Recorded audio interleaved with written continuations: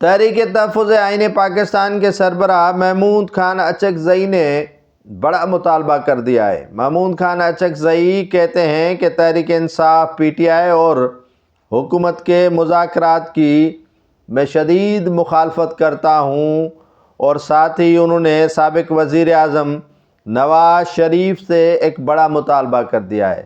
نواز شریف سے کہا ہے کہ ان چکروں میں نہیں پڑیں کہ مذاکرات پی ٹی آئی کے ساتھ آپ کی حکومت کر رہی ہے، ان کے نتیجے کچھ نہیں نکلنے والے۔ محمود خان اچکزئی نے ایڈوانس بتا دیا ہے کہ ان مذاکرات سے کچھ حاصل ہونے والا نہیں ہے۔ البتہ نواز شریف کو چاہیے کہ وہ قومی حکومت کا بندوبست کرے، یعنی پاکستان کے اندر قومی حکومت جو ہے وہ قائم کی جائے۔